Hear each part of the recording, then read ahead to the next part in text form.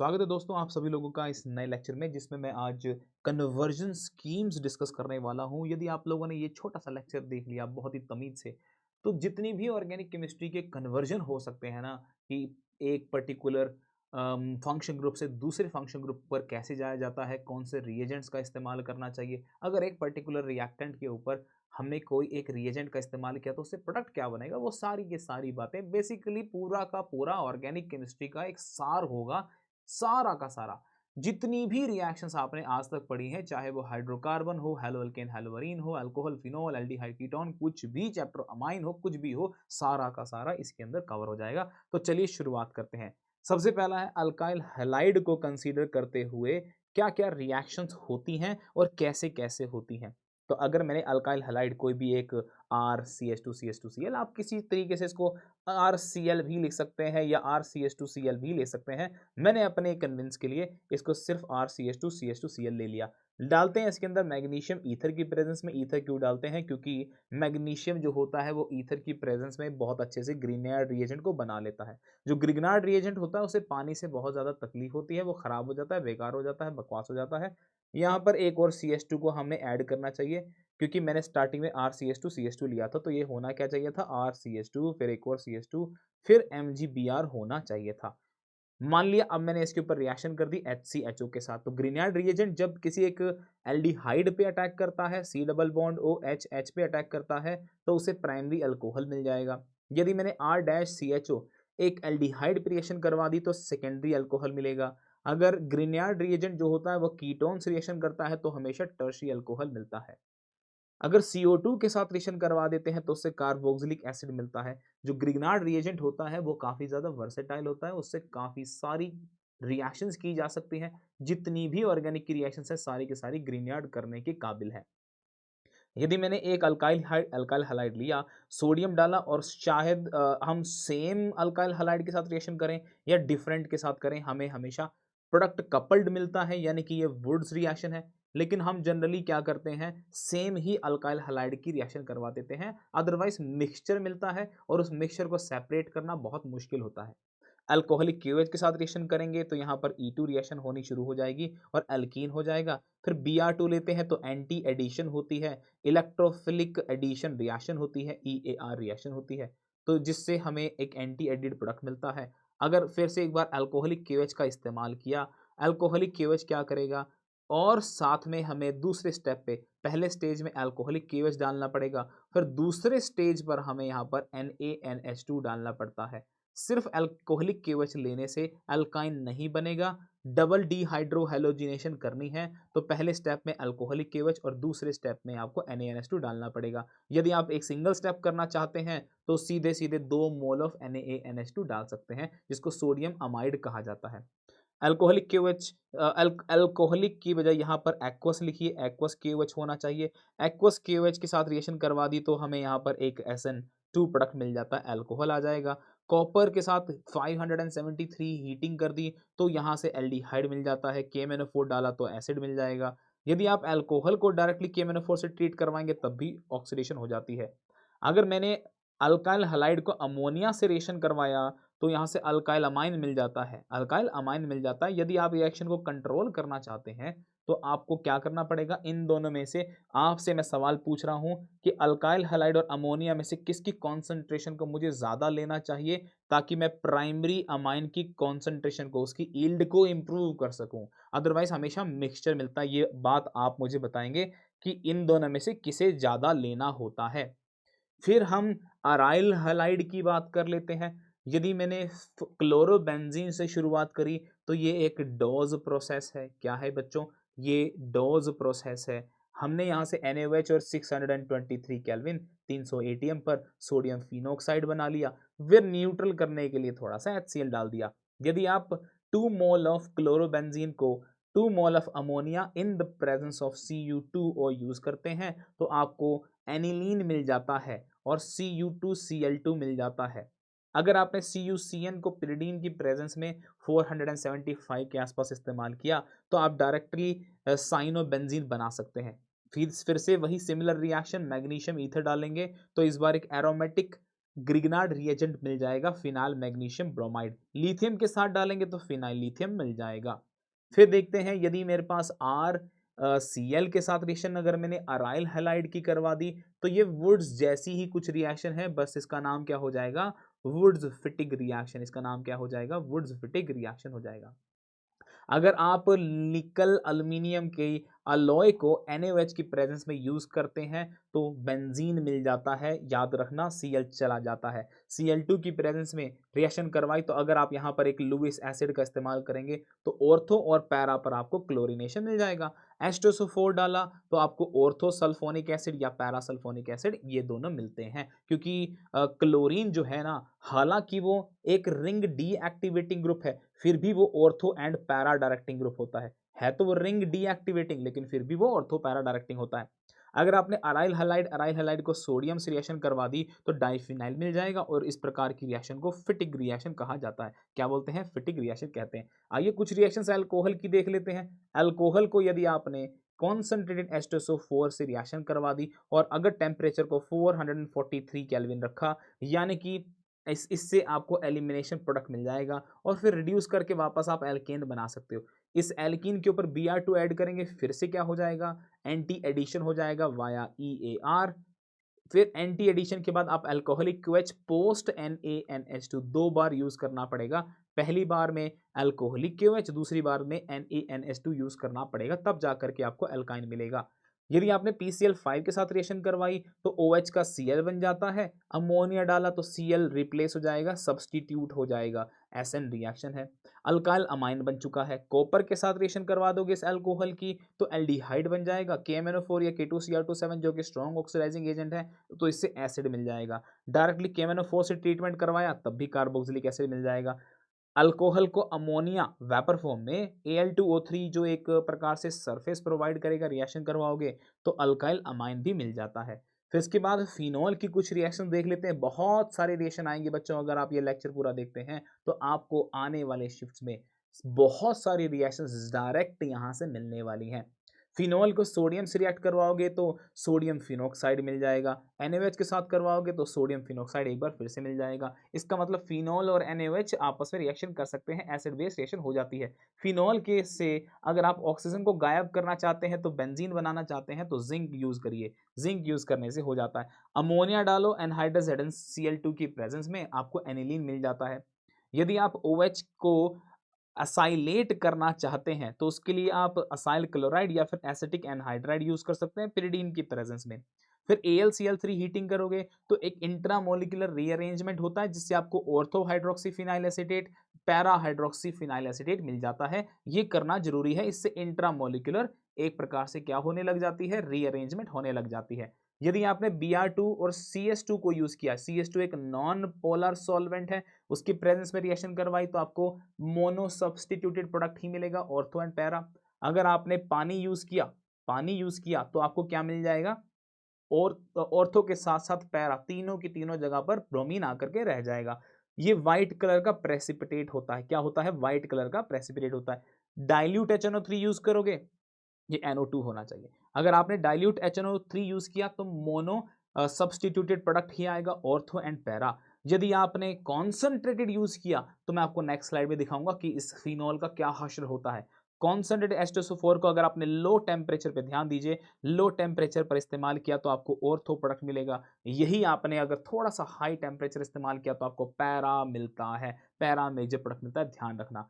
जैसे मैंने कहा था, अगर आपने कॉन्सेंट्रेट HNO3 एंड H2SO4 का इस्तेमाल किया तो आपको ट्राइब्रोमिनेशन देखने को मिलेगा। हालांकि पिक्रिक एसिड जो मिला है इसकी कॉन्सेंट्रेशन काफी कम होती है, ओवर ऑक्सीडेशन हो जाता है फिनॉल का। पैराबेंजोक्विनोन भी मिलता है साथ में। ये फिर भी आपसे सवाल पूछ सकता है कि इसमें से बनता क्या है, और जेईई मेंस में सवाल आया भी हुआ है कि प्रोडक्ट क्या बना, हालांकि इसकी यील्ड काफी कम होती है। फ्रीडलक्राफ्ट अल्काइलेशन रिएक्शन फिनॉल पर जरूर हो सकती है। आप यहां से ऑर्थोक्रिसोल पैराक्रिसोल बना सकते हैं। NaOH CO2 की प्रेजेंस में कोलबेज श्मिड रिएक्शन है तो यहां सैलिसिलिक एसिड मिल जाएगा। फिर आपने एसिड एनहाइड्राइड यूज किया, एसिटिक एनहाइड्राइड से क्या होगा, ये ऑक्सीजन असाइलेट हो जाएगी और इस कंपाउंड का नाम है एस्पिरिन, जो कि एक प्रकार से एनाल्जेसिक होती है। ब्लड पेशेंट जो होते हैं ना, ब्लड बीपी वाले जो पेशेंट, वो लोग भी इसका इस्तेमाल करते हैं क्योंकि खून पतला करने के काम आती है। फिनॉल को अगर आपने H2 निकल की प्रेजेंस में रिएक्शन करवाया तो बेंजीन वो हो जाती है, क्या हो जाती है, रिड्यूस हो जाती है। अगर आप इसे ऑक्सीडाइज करना चाहते हैं तो एयर भी हमारे लिए काम कर देती है। CrO3 डाला तो रिएक्शन फास्ट हो जाती है, पैराबेंजोक्विनोन हो जाती है। मैं जानना चाहता हूं इसका मुझे आप कलर बताएंगे, इसका प्रोडक्ट का कलर बताएंगे आंसर करके, कमेंट बॉक्स में आंसर बताना।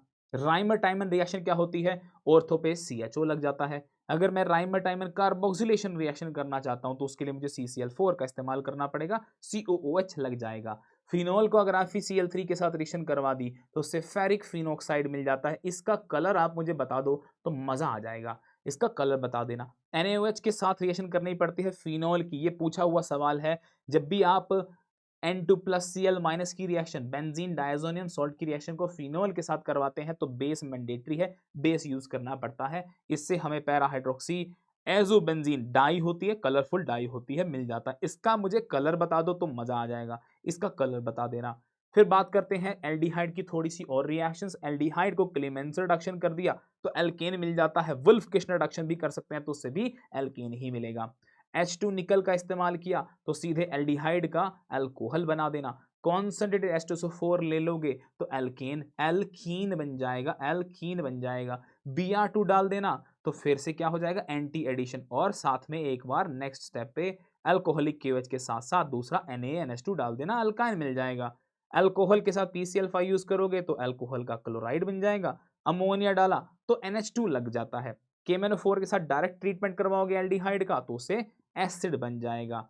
PCl5 को अगर मैंने एसिड के साथ ट्रीट करवाया, कार्बोक्सिलिक एसिड की बारी आ गई है, PCl5 PCl3 SOCl2 से एसिड क्लोराइड बन जाएगा। अमोनिया के साथ रिएक्शन करोगे, हीटिंग करनी पड़ती है, बिना हीटिंग के अमाइड नहीं मिलेगा, जेईई मेंस में इस बार की पूछा हुआ था। इस अमाइड की अगर आपने हॉफमैन ब्रोमामाइड रिएक्शन करवा दी तो बीच में से CO गायब कर देना और आपका अमाइन आंसर आ जाएगा। अगर आप कार्बोक्सिलिक एसिड को एस्टर बनाना चाहते हो तो अल्कोहल के साथ रिएक्शन करवा देना। ध्यान रखना इसमें यहां से OH जाता है और अल्कोहल का H जाता है। फिर NaOH एंड कैल्शियम ऑक्साइड के साथ डीकार्बोक्सिलेशन रिएक्शन करोगे तो CO2 को गायब कर देना, CO2 को गायब कर देते हैं, उससे कोई दिक्कत नहीं होनी चाहिए, ठीक है ना। और यदि मैंने इसका एल्केन बना लिया तो इस रिएक्शन में क्या हो जाएगा, CO2 गायब करेंगे तो बेसिकली RCH3 बनाना चाहिए। CO2 गायब कर दिया ना मैंने तो RCH3 बन जाएगा, बनेगा तो एल्केन ही ना। लिथियम अल्मोनियम हाइड्राइड या फिर B2S6 डाइबोरेन के साथ रिएक्शन करवाओगे तो कार्बोक्सिलिक एसिड अल्कोहल में कन्वर्ट हो जाता है। एक बात का ध्यान रखना, B2S6 जो होता है वो बहुत ही सिमिलर तरीके से काम करता है लिथियम अल्मोनियम हाइड्राइड के, लिथियम अल्युमिनियम हाइड्राइड के, LiAlH4 के सिमिलर काम करता है, एक्सेप्ट एक जगह पर, वो है RC डबल बॉन्ड OCl। यहां पर B2H6 काम नहीं कर पाता है जबकि लिथियम अल्युमिनियम हाइड्राइड काम कर देता है। फिर क्लेमेंसन रिडक्शन, अगर आप एसिड पे परफॉर्म करना चाहें या आप वुल्फ किशनर पे परफॉर्म करना चाहें तो देखा गया है कि एल्केन बन जाता है, देखा ये गया है कि एल्केन बन जाता है। हालांकि ये ज्यादा एनसीईआरटी में इसका जिक्र नहीं है, इसका जिक्र नहीं है। मैं चाहता हूं कि आप इसमें से अगर आप डाउटफुल हैं यहाँ पे, अगर इसके लिए डाउटफुल हैं तो सिर्फ और सिर्फ HI एंड रेड फॉस्फोरस का ही ध्यान रखें। हो सकता है कि आपको कभी ये ना बताया गया हो क्योंकि एनसीईआरटी में सिर्फ एल्डिहाइड और कीटोन की बात की गई है। गूगल करोगे तो हो सकता है कि थोड़ा सा आपको वहां पर भी इसको लोग ऐसे मिल जाए, कहें कि नहीं नहीं नहीं ऐसा नहीं होता है। रेड फॉस्फोरस और HI से ये वाला याद रखेंगे, कंप्लीटली आप इसको रिड्यूस फॉर्म में ले लेंगे। अगर मैंने NH3 निकल की प्रेजेंस में रिएक्शन को करवाया तो क्या हो जाएगा, आप यहां से क्या बना देंगे, क्विनोलिन भी लेना पड़ता है तो एल्डिहाइड बन जाता है। अगर आप चाहें तो इस रिएक्शन को भी एक बार के लिए कह सकते हैं कि ये भी मेरे किसी बहुत ज्यादा मेरे काम की नहीं है, आप इसको भी हटा सकते हैं यहां से, ये वाली को भी जाने दे सकते हैं। तो इस पूरे पेज से आपको क्या ध्यान रखना है, मैं साइड में आपके लिए लिख देता हूं। RCH2COOH है, इसके ऊपर आपको क्या करना है, रेड फॉस्फोरस के साथ आपको HI डालना है। फाइनली कंपाउंड जो मिलेगा वो होगा RCH2CH3 मिलेगा। ये याद रखना इस पूरे पेज से। ये सिर्फ एसिड के लिए ही नहीं, ये एल्डिहाइड हो, कीटोन हो, अल्कोहल हो, एस्टर हो, कोई भी हो, सब में से ऑक्सीजन को खा जाता है। ऑक्सीजन को खा जाता है, चाट जाता है। अब मैंने रिएक्शन करवा दी RCH2NH2 जो कि एक न्यूक्लियोफाइल है, इस पे मैंने 4 बार RI यानी कि अल्काइल हैलाइड का इस्तेमाल किया। एक-एक करके हाइड्रोजन सब्स्टिट्यूट होती जाएंगी। कार्बन ये कंपाउंड को ऐसे लिखते RCH2, नाइट्रोजन के साथ एक R लगाएंगे, एक और R लगाएंगे, एक और R लगाएंगे, इसको साथ में आयोडाइड रख देना। ये कंपाउंड हमारा तैयार हो जाएगा। इसे कहेंगे कि टेट्रा अल्काइल है। देखो एक अल्काइल, दूसरा अल्काइल, एक और अल्काइल और एक पूरा अल्काइल लगा हुआ है। सॉल्ट मिल जाती है, एग्जॉस्ट हो गया है हमारा अमाइन। फिर RCOCl के साथ रिएक्शन करवाओगे तो अमाइड बना सकते हैं। एसिड एनहाइड्राइड के साथ रिएक्शन करवाओगे अमाइड बना सकते हैं और साथ में एसिड मिल जाएगा। फिर अगर मैंने रिएक्शन करवा दी इसकी PHCOCl के साथ, तो इससे आपने बेंजोइलेशन कर दी। इस रिएक्शन को क्या कहा जाता है? बेंजोइलेशन रिएक्शन कहा जाता है। क्या कहते हैं? बेंजोइलेशन रिएक्शन कहते हैं। अमाइन की कुछ रिएक्शंस देखते हैं क्या? अगर मैंने RCH2NH2 की रिएक्शन को RCHO से रिएक्शन करवा दी तो यहां से शिफ बेस मिलता है। क्या मिलता है? शिफ बेस मिलता है।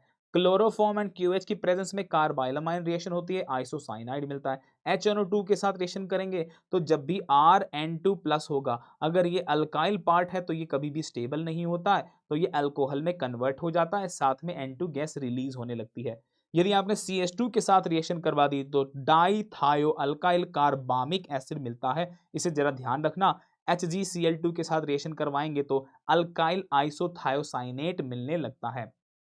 अगर अल्काइल अमाइन की 2-3 रिएक्शन और देखनी है तो उसमें RCH2NH2 की रिएक्शन को इस कंपाउंड का अगर मुझे आप नेम बता देंगे तो मजा आ जाएगा। इससे क्या होगा? सेंटर में आप अमोनिया जैसा कुछ बनाएंगे और लेफ्ट राइट में आप क्या कर देंगे? सिमेट्रिकली RCH2CH2 यानी कि सिमेट्रिकल डाई सब्स्टिट्यूटेड यूरिया जैसा प्रोडक्ट मिलता है। ये आएगा, इस पे अटैक करेगा, इस पे अटैक करेगा और यहां से Cl चला जाएगा। एक बार फिर से इस पे अटैक करेगा और यहां से Cl चला जाएगा। अगर आप अमाइन की ऑक्सीडेशन करें अल्कलाइन KMnO4 से, सबसे पहले हाइड्रोक्सिल अमाइन मिलता है, फिर नाइट्रोसो मिलता है, फिर नाइट्रो कंपाउंड मिलता है। अब रिएक्शन देखते हैं अराइल अमाइंस की। अराइल अमाइन में आप सबसे पहले डायजोनियम सॉल्ट लेंगे, बनाएंगे तो डायजोनियम क्लोराइड जो आया है पानी के डालने से फिनोल बनता है, CuCN के डालने से साइनोबेंजीन, Ki के डालने से आयोडोबेंजीन, HBF4 हीटिंग करना पड़ता है। सबसे पहले क्या करेंगे? HBF4 लाएंगे, या हम कहते हैं कि हमें इसके फ्लोरीन हमें इसके कैटायन को ये एनायन एक्सचेंज करना पड़ता है। यहाँ पर BF4 आता है, Cl माइनस जाता है, BF4 माइनस आता है, फ्लोरोबेंजीन बन गया। Cu2Br2 bromobenzene, Cu2Cl2 chlorobenzene, HBF4 NaNO2 अगर एक साथ डाल दिया तो आपको नाइट्रोबेंजीन मिल जाएगा। H3PO2 या पानी ले लेंगे तो हमको क्या मिल जाएगा? बेंजीन मिल जाएगा। अगर मैंने दूसरे एक कंपाउंड से रिएक्शन करवा दी जो कि एक इलेक्ट्रॉन डोनेटिंग ग्रुप है, तो उससे पैरा से इनके बीच में कपलिंग हो जाएगी, एक कपलिंग रिएक्शन है, एजोडाई हो जाएगी। अगर मैंने NaSH यूज किया जो कि एक न्यूक्लियोफाइल का काम करेगा, थायोफिनॉल बन जाएगा, थायोफिनॉल बन जाएगा। अब देखते हैं कि कभी कभी सवाल ऐसे पाए गए हैं कि इनमें से कौन सी ऐसी रिएक्शन है जिससे नंबर ऑफ कार्बन एटम्स को बढ़ाया जा सकता है। तो सबसे बड़ा तरीका है, बढ़िया तरीका है वुड्स रिएक्शन। अगर यहाँ पर R है, 2 कार्बन है तो प्रोडक्ट में 4 आएंगी, 3 है तो 6 आएंगी, ऐसे बढ़ जाती हैं, इसीलिए इसको असेंडिंग सीरीज कहा जाता है। फिर अगर साइनाइड का इस्तेमाल करें, मान लो मैं यहां से रिएक्शन की शुरुआत करता हूं, RI की रिएक्शन कर दो KCN से, KCN के साथ रिएक्शन करने से आ जाएगा RCN। क्यों ऐसा हुआ है? क्योंकि K प्लस है और CN माइनस है। फिर इसकी जब आपने पार्शियल हाइड्रोलाइसिस कर दी, पार्शियल करेंगे, पार्शियल से अमाइड मिलता है और उस अमाइड की फिर से फुल हाइड्रोलाइसिस, अगर यहां से यहां जाना चाहते हो तो इसे फुल हाइड्रोलाइसिस कहते हैं, फुल हाइड्रोलाइसिस कहते हैं। उससे एसिड मिल जाएगा, एसिड की रिडक्शन कर देते हैं तो अल्कोहल एल्डिहाइड मिल जाएगा, एल्डिहाइड की फिर से रिडक्शन कर दी तो हमें ROH मिल जाएगा। बीच में RCN लिया, उसके ऊपर सोडियम इन C2H5OH डाला तो रिडक्शन हो जाती है, सीधे सीधे हमें क्या मिलने लग जाता है? अमाइन मिल जाता है। ये वही प्राइमरी अमाइन है, प्राइमरी अमाइन के ऊपर HNO2 डालने से अल्कोहल मिल जाता है, अल्कोहल से आप सीधे RI बना सकते हो। स्टार्ट करा था आपने RI से, आप R के साथ एक और एक्स्ट्रा कार्बन देख पा रहे होंगे, एक और एक्स्ट्रा कार्बन आ गई है। ग्रिग्नार्ड रिएजेंट से क्या होता है? अभी मैंने बताया था ग्रिग्नार्ड क्या करेगा, अगर फॉर्मल्डिहाइड के साथ रिएक्शन करेगा तो प्राइमरी अल्कोहल, पहले आपके पास सिर्फ एक ही कार्बन थी, अब एक के साथ साथ एक R ग्रुप भी आ गया है, कार्बन बढ़ रही हैं। अगर RCHO के साथ करेंगे तो सेकेंडरी मिलेगा, अगर कीटोन के साथ रिएक्शन करेंगे तो टर्शियरी मिलेगा, नंबर ऑफ कार्बन एटम्स बढ़ रही हैं। एक बहुत ही अच्छा तरीका है कि टर्मिनल अल्काइन के साथ अगर बेस की रिएक्शन करवा दी जाए, क्योंकि ये एसिडिक होता है, ये हाइड्रोजन चली जाएगी और अब ये नेगेटिव चार्ज न्यूक्लियोफाइल का काम करके किसी भी RX पे रिएक्शन करेगा तो एक कार्बन एटम या जितनी मर्जी कार्बन एटम आप बढ़ाना चाहते हैं बढ़ा सकते हैं। तो बताना मेरे को दोस्तों इस 20 मिनट के अंदर आपको जितनी भी ऑर्गेनिक केमिस्ट्री की रिएक्शन थी सारी की सारी करवा दी मैंने। अब आपको मजा आना चाहिए। लेक्चर को चाहे 2 बार देखने की आवश्यकता पड़े, 2 बार देखने की जरूरत पड़े तो देख लेना। यही समय है, यही सही समय है। मिलता हूं अगले लेक्चर में। अलविदा।